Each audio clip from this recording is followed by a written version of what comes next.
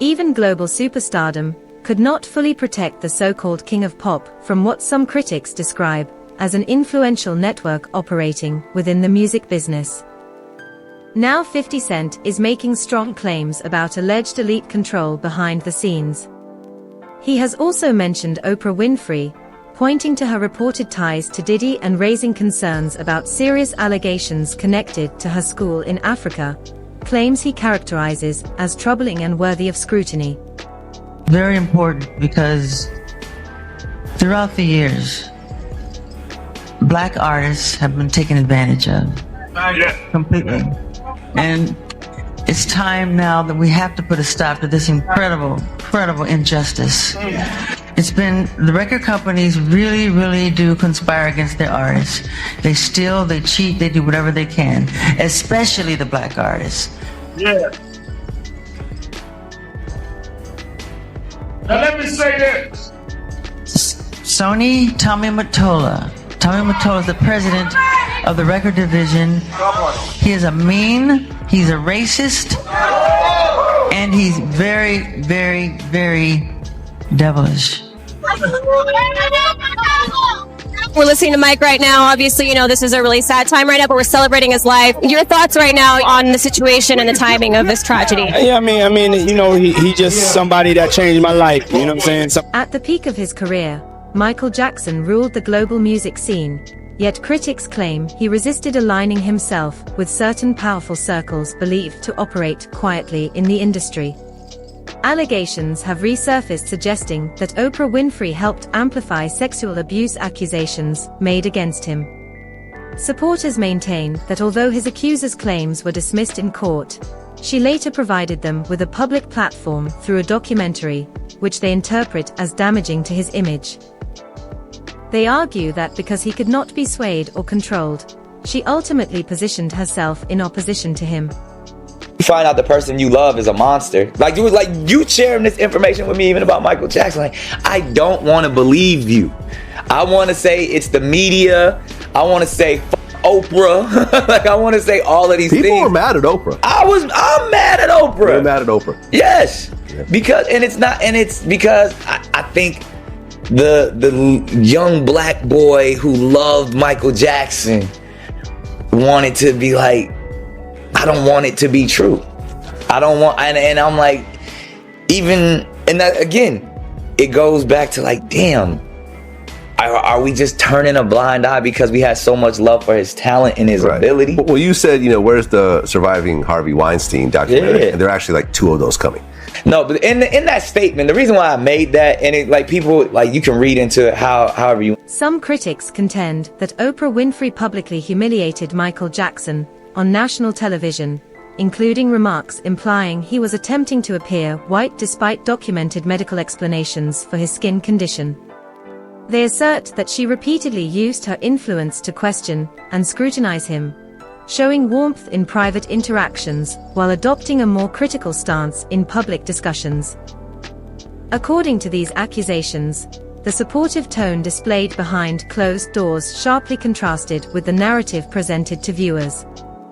Recently there was a story, and I know one of your attorneys held a news conference. There was a story about you wanting to have a little white boy play you in a Pepsi commercial.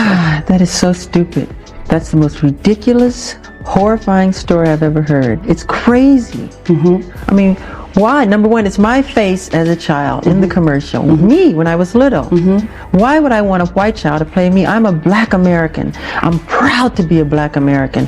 I am proud of my race. I am proud of who I am. I have a lot of pride in who I am and dignity. That's like you wanting an Oriental person to play you as a child. Does that make sense? No. So please, people, stop believing these horrifying stories. Then let's go. Okay, number one, this is the situation. I have a skin disorder that destroys the pigmentation of the skin. Is something that I cannot help. Okay, but when people make up stories that I don't want to be who I am, it hurts me. So it's a problem for me, okay? I can't control it, okay? But what about all the millions of people? Let's reverse it. Okay. What about all the millions of people who sit out in the sun to become darker, to become other than what they are?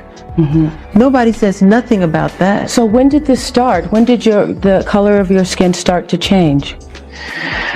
Oh boy, sometime after Thriller, around Off the Wall Thriller. And what did you think? I mean, it's in my family. My father said it's on his side. I can't control it. I don't understand. I mean, it makes... Supporters of Michael Jackson argue that the allegations against him were brought back into public focus by Oprah Winfrey even after his legal cases concluded in his favor.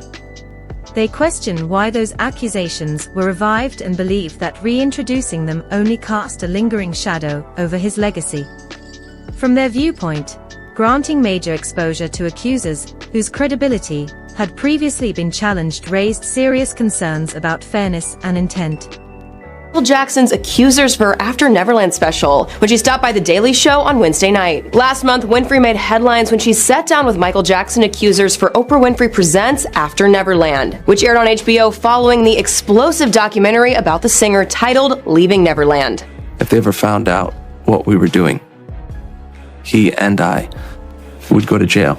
Winfrey said of her decision to do the special, "I haven't had that much hateration since I did the puppy episode with Ellen DeGeneres, aka the episode in which DeGeneres came out as gay." The talk show host continued, "But when I saw that documentary, I realized that a lot of people are going to be triggered by watching it, and a lot of people will not understand what the pattern is." Winfrey explained, "People call it molestation, but there is a big seducing that goes on, and that was important enough for me to take." Critics highlight the manner in which Oprah Winfrey has addressed Michael Jackson over the years, claiming her public tone often sounded skeptical rather than supportive. They also allege she maintained close connections with influential figures in Hollywood and the music industry who later faced significant abuse accusations, while simultaneously contributing to narratives they believe harmed Jackson's legacy. In their view, the tension stemmed from the belief that he could not be influenced, fueling an ongoing divide that continues to generate debate. Is real. Oprah, after you are laid to rest, which is, I hope, many years from now, people will come out of the woodwork and lie on you, betray you, smear your name the way they're doing Michael Jackson, and the people that you let in your inner circle will lead the way. Oprah, you are disgusting, a cheap mercenary.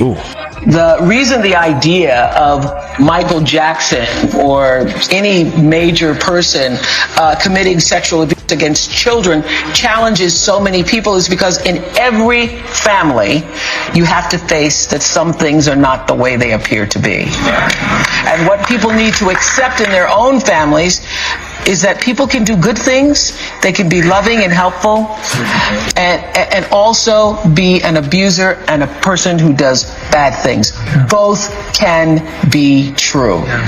And we are experiencing this paradox as a reckoning in our country every day in the news, where both things can be true. Yeah, she's right about that. Both things can be true. You can have somebody who appears to be very nice in the front and be evil behind closed doors. You know that. And that's what observers frequently reference Oprah Winfrey's past associations with powerful individuals such as Harvey Weinstein, Jeffrey Epstein, and Diddy, noting that she was photographed and publicly cordial with them before the serious allegations against them became widely known.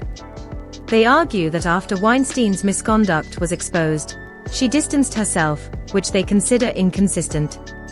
From their perspective, this pattern raises broader questions about judgment and responsibility, particularly given her outspoken criticism of misconduct within the industry. After Oprah publicly supported victims of sexual assault in the wake of numerous allegations against Harvey Weinstein, singer Seal Instagrammed this meme, showing Winfrey kissing the disgraced mogul. It reads, "When you have been part of the problem for decades, but suddenly they all think you are the solution." Give me love. Please welcome Seal! The 54-year-old who's appeared on Oprah's show captioned his post, "Oh, I forgot. That's right. You'd heard the rumors, but you had no idea he was actually serially assaulting young starry-eyed actresses. My bad." While Weinstein maintains his innocence, Seal hasn't commented further, and Oprah has not responded. This moment is a really powerful time for everybody to get woke. Fans have come to her defense, pointing out Winfrey is a sexual assault survivor. They also posted pics of Seal's ex, Heidi Klum, kissing Weinstein. Some critics question whether it was simply coincidence that Oprah Winfrey maintained visible friendships or associations with figures like Harvey Weinstein, Diddy, and Jeffrey Epstein, all of whom later faced grave allegations. They note that while she has spoken forcefully against abuse and wrongdoing, her past proximity to these men prompts difficult questions about awareness and accountability.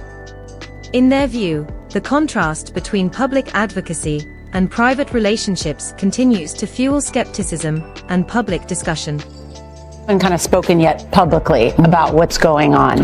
I think that this is, I'm always trying to look for the rainbow in the cloud, whatever is the silver lining. And this is what I do know for sure.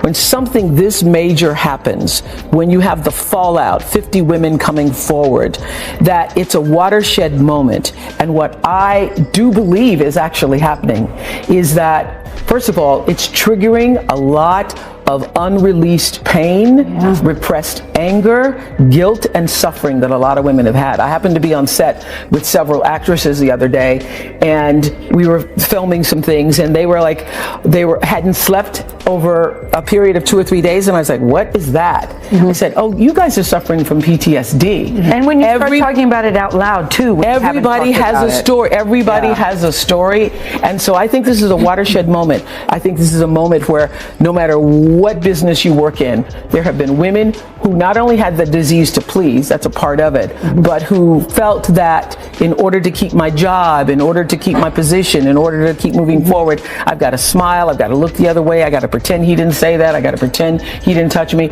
I think those days are about to be over. Are over. And if it happens to you back in the day, you would say, sometimes you're not even aware what he just said wasn't really inappropriate. I know you've had a couple moments. Where you just think, what did he just say? Yes, I remember Gail had a moment when she came and said to me what somebody said that was so inappropriate. I was like, oh my God, you can sue over that. But no, and all I said was, what did you say? And then they repeated it. Yes. It's terrible. I just sat there typing with my 20-something-year-old. You pretend you didn't hear it. Yes. You pretend it's okay. You pretend you didn't. No, it isn't. You're right, Jeff. You're absolutely right. But a lot of women have been silenced, and I know but I do think it's going to change. Being a victim of child sexual abuse, that when you feel like you cannot be heard and then other people start speaking out, it makes you feel like, oh, now I can speak out too. Yeah. So, and you've been speaking about it for a while. Certain commentators argue that Oprah Winfrey's decisions within the entertainment world were heavily influenced by financial power